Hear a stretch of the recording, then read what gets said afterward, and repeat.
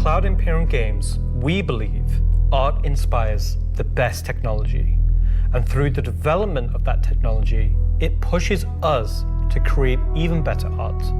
When Genesis comes to the persistent universe starting next year, it will change how you experience every world. And not just in the building of the new planets for the Nyx system. We will also go back through Stanton and Pyro and reimagine them through the lens of our technology.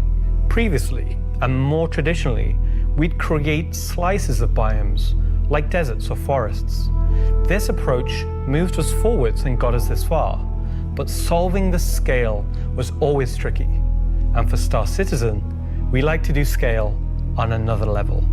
Issues like seeing tiling from our height maps from high altitude, or the unpredictable blending when two biomes connected, were common. But ultimately, things just never felt right. Our worlds were gorgeous, but to us, they still sometimes felt like interpretations. Now, this was a super hard problem, which we needed to solve at the scale for Star Citizen requires. We challenged ourselves to emulate nature in the most believable way, and not just on a planetary scale, but to our level of detail.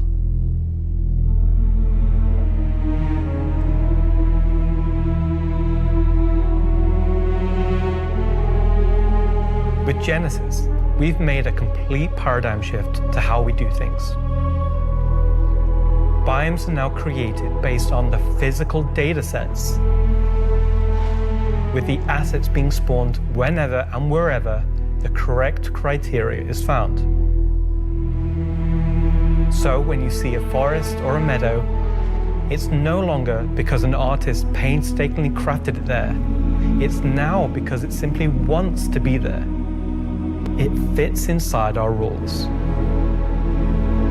Genesis also ties into our other gameplay systems. Our new planets are built from the information we create for our different datasets, like height maps, humidity, temperature, soil type, soil amounts, geology erosion data, to name but a few. This means you can now tell where to find valuable minerals as the geology looks like it would be suitable for it.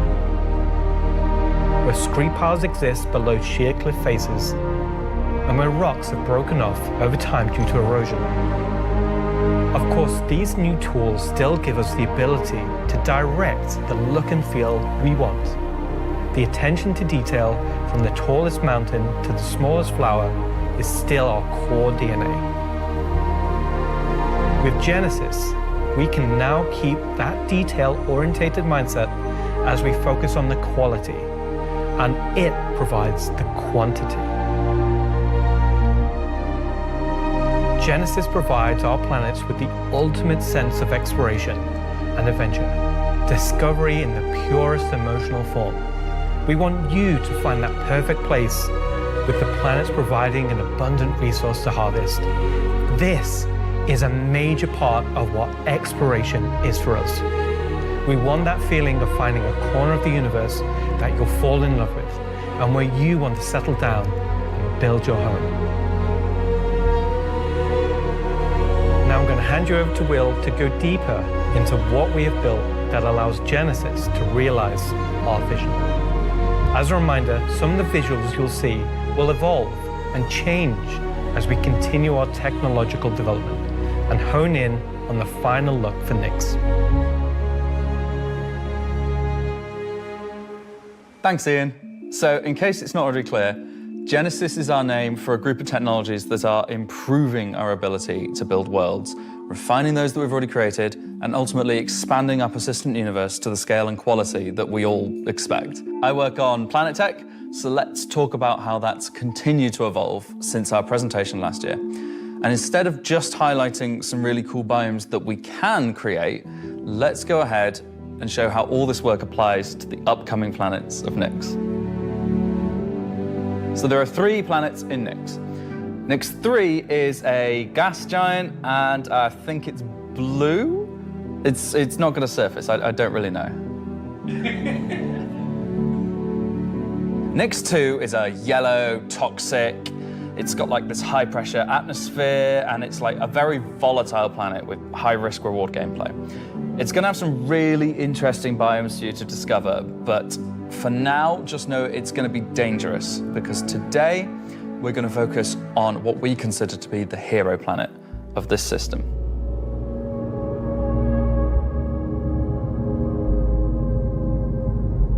Nix 1 has got a rugged, remote beauty. It's got a diverse set of biomes, from weathered rocky mountain ranges to vast sweeping forests and grasslands, and from damp, expansive wetlands to claustrophobic, festering swamps. These core biome concepts give us a fantastic platform to hone our technology, in some cases because the current tech couldn't do them at all, or because we want to completely step up our game for them. So, let's approach this planet in much the same way that you, the player, will, from orbit. The orbit appearance of the planets going forward is far more tied to what is present on the surface. Previously, we had different data that drove the orbital and ground coloring. That's because the orbit was designed to look like vegetation that we'd place on the surface, and the ground coloring was trying to be a mix of soil, rock, and the organic compound coloring that forms the kind of colors there. Now we author much more of the data in a unified way. When you look at Earth, you see blues and greens for ocean and vegetation, and brown or yellowy tones for sand and soil. We wanted to keep it as simple as that. The same set of textures and data that define the color of the soil, sand, and rock on the ground are used to create the orbital look.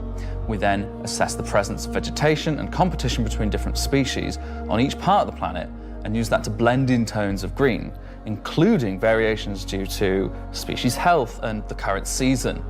This creates a far more complete image and allows you to identify features, geologies, and potential points of interest all the way from space. Let's go down to the surface and start with something closer to what you're used to, but in a whole new light.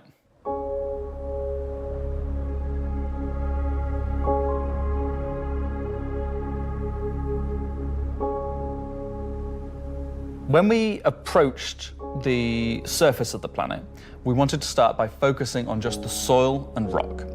One of the things that was missing from our terrain previously was simply feature complexity.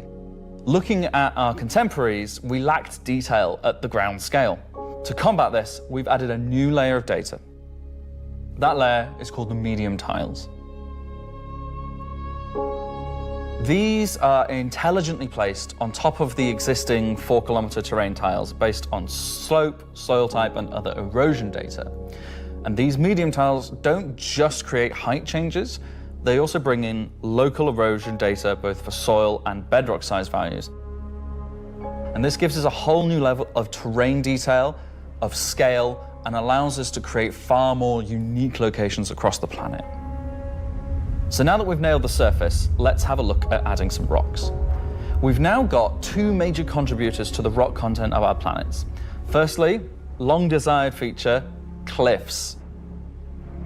We are adding large scale, very detailed to all our cliffs based on the geology at a given location. This adds an exciting new dimension to steep slopes that we simply couldn't get before. The second is a big one for you ground vehicle enthusiasts.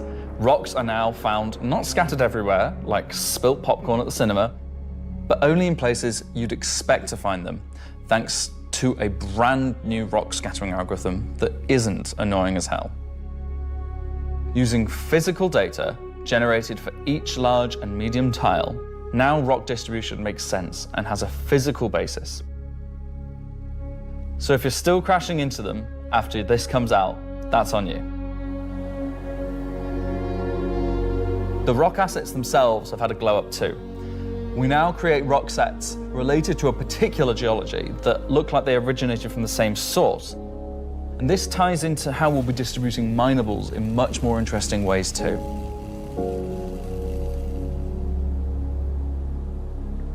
So now that our base terrain and rock scattering looks good, let's add some vegetations and explore some additional biomes.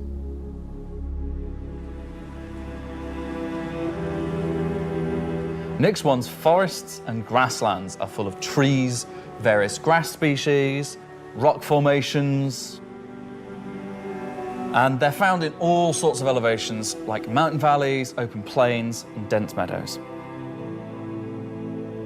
And when we start to add a bit of fresh water, they begin transitioning into more wetland-type biomes.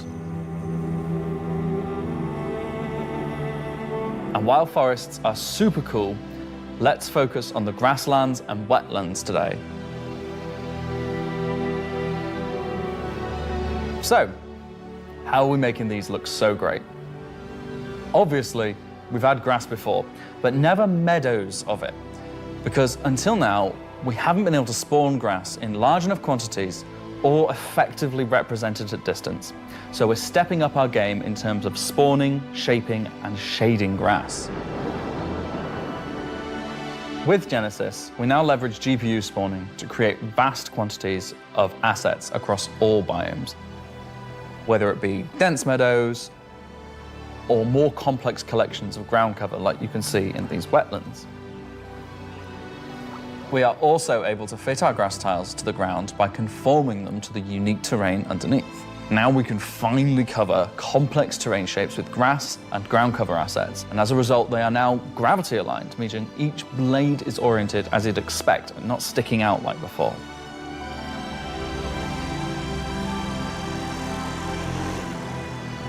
Next, let's take a look at how we light our grass. Now, as in real life, the shading of a grass blade, or indeed a whole field of grass, is lit very differently to like a flat surface. We now use a solution that shades meadows of grass far more like fur or hair. And this, if you think about it, makes sense. At a distance, a field of grass is far more like a carpet or cloth than a flat surface. This improves how our grass looks from a near perspective, as well as bringing us nicely into how we're solving the distant representation of grass. So let's talk about the distance problem. One of our biggest achievements with Genesis is allowing us to build beautiful biomes out of flora and geology assets like a building set. Can I say Lego? No. Too late. But in the past, this broke down very quickly when objects simply disappeared when viewing the same biome from 10, 20, 100 kilometers away. Because we don't hide planetary transitions and allow you to view complex regions from very large distances, there are almost infinite perspectives from which you can see a location in Star Citizen. So, how can we afford to evaluate complex spawning logic at runtime for the entire swathes of the planet? Enter the virtual terrain. Virtual terrain, or VT for short, is how we now cache and represent our terrain at varying scales. This has been the enabler for all of the lovely advances in terrain complexity and asset spawning we've shown so far. And it's also how we now evaluate and represent vegetation from a distance. When creating the VT for each part of the terrain, we assess if vegetation has covered the ground, and if so, what shading should be applied. For all of our biomes, we're now able to use the same shading model for the distant representation as the close-up asset, whether that's our lovely rolling hills, some more dramatic rockscapes, those muggy wetlands, or even our festering swamps. So yeah, we didn't forget about the swamps, and they're coming to Nix 1 as well. Built using the lessons learned and all the technologies we've developed, these swamps now spring into existence from the planetary data. This biome combines all of the elements from the other biomes we've shown you today, from water interaction, denser spawning, unique ground coverage, and I think it creates something really unique.